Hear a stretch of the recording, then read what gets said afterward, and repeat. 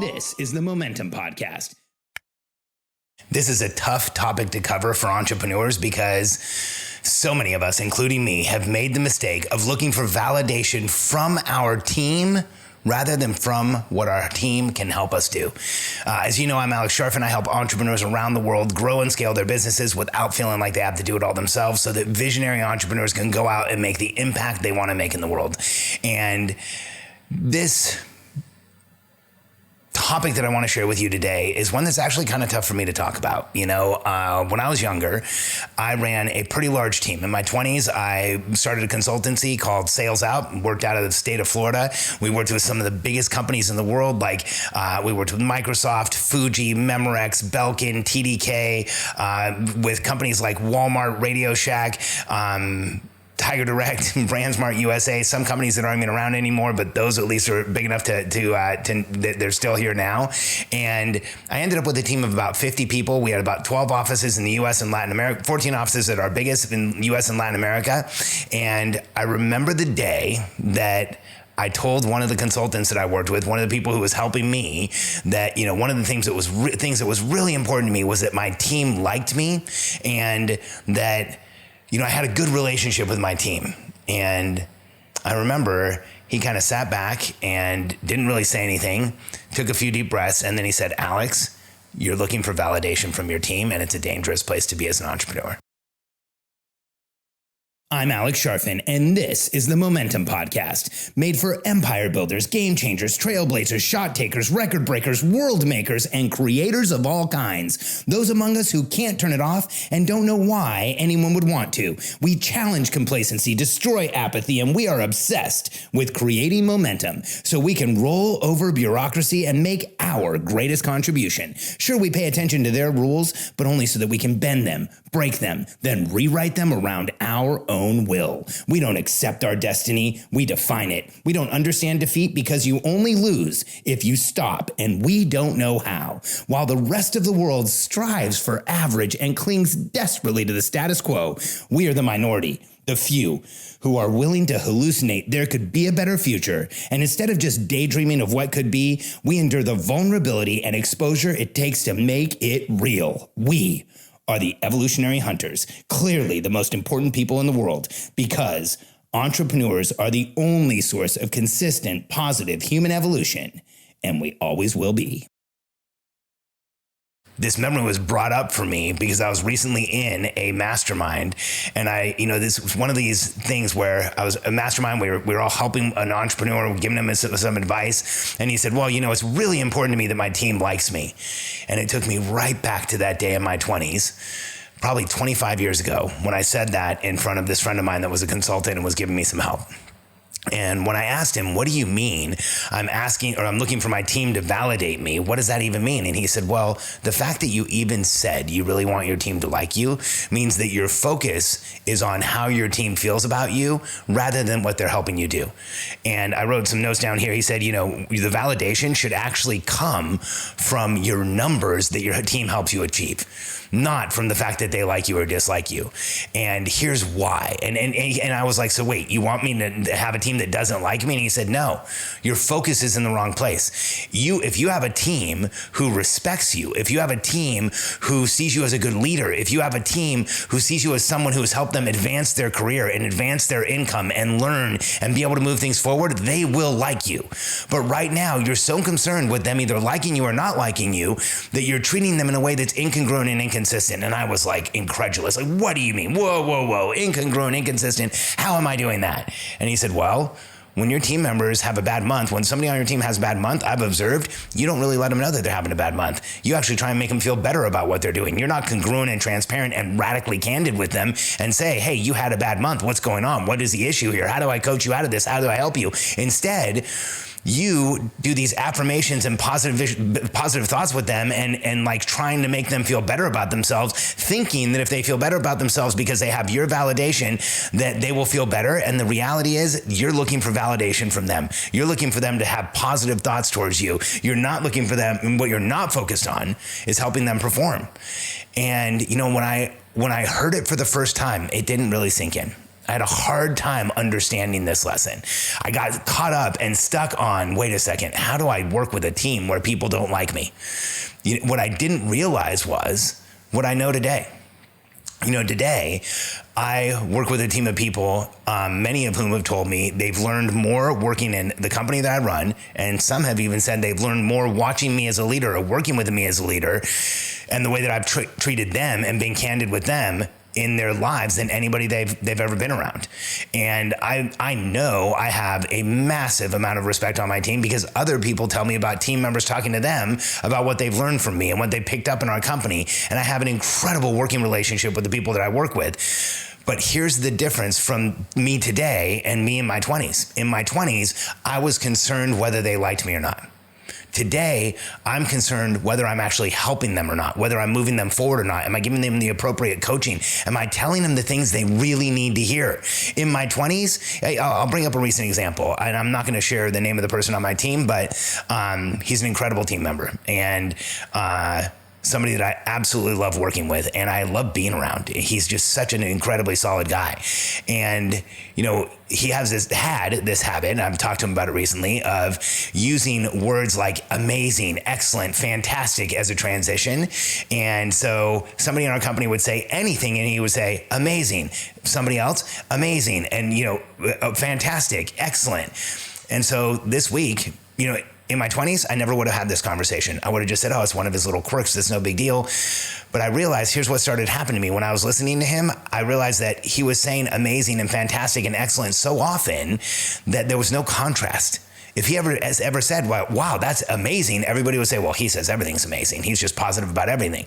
And I think this individual on my team has true leadership capacity. He's shown true leadership capacity. I want him to grow into being a transformational leader that can change people's lives. I think he has everything that it takes to do that. But if he keeps using amazing and fantastic and excellent and all these positive words for a transition to anything, regardless of how amazing, fantastic, or excellent it really is, he's just going to be seen as somebody who just sounds positive all the time.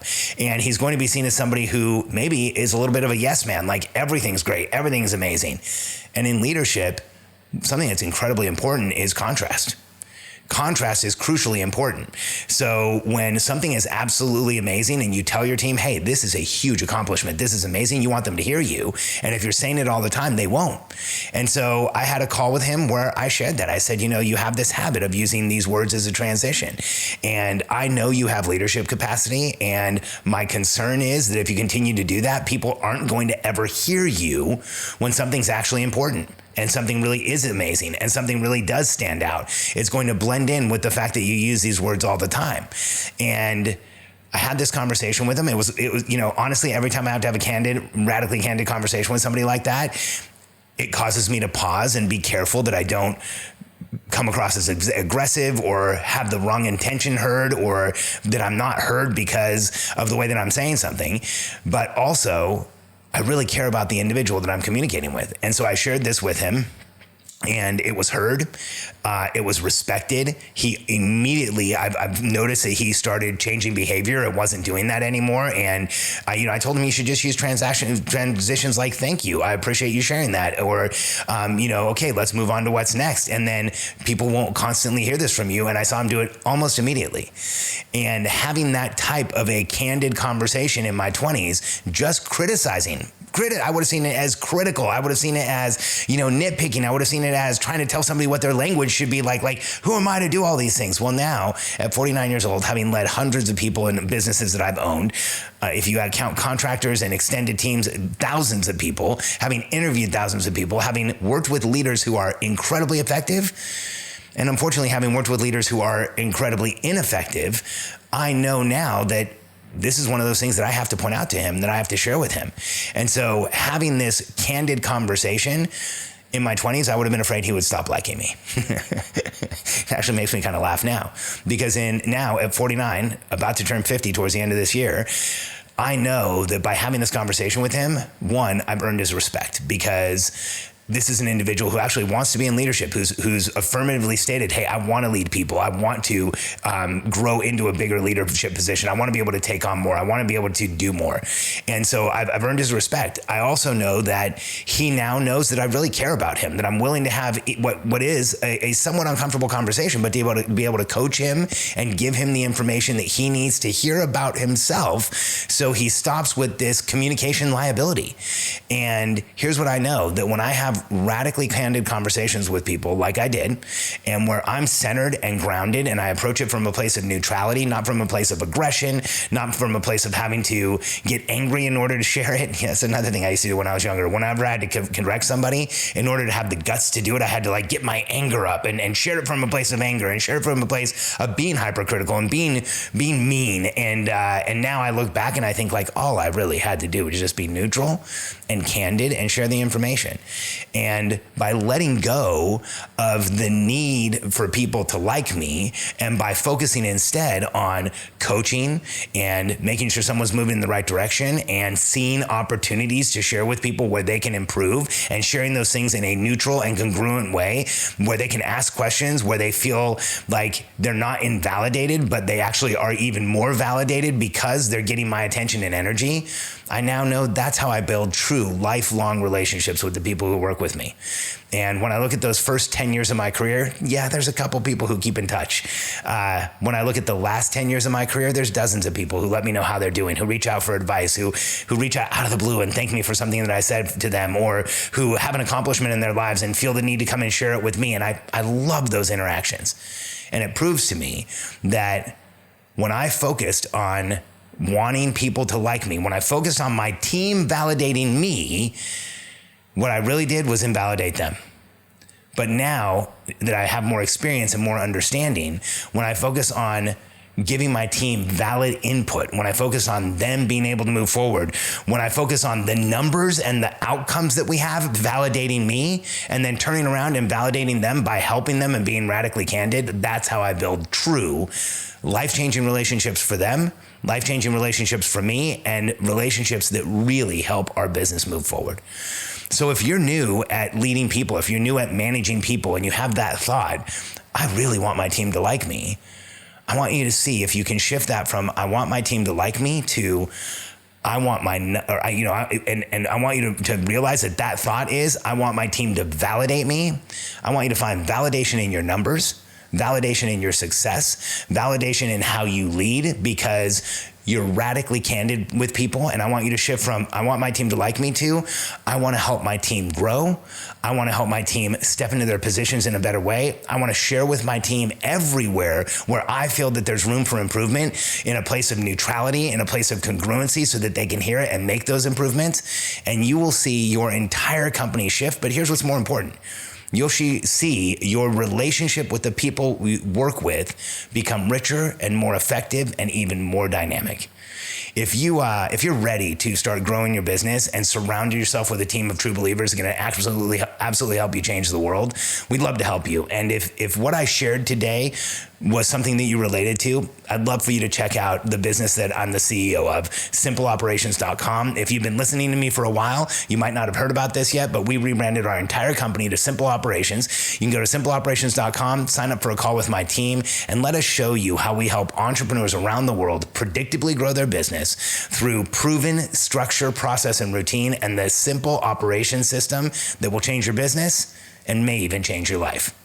If you ask our members, it changes your business first and your life first. It changes your business first and then your life, and it changes everything. Because when you can simplify the operations of your business and everything in your life gets easier, you start actually getting what you want and having the impact that you have always known you should have. Go to simpleoperations.com and sign up for a call with us. And remember, let your numbers validate you. Your team doesn't need to. And the more honest and candid you are with the people around you, the more you will be seen as a leader, and the more you will help them become leaders and help you go out and make the change in the world that you've always wanted to. Thanks for being with me today.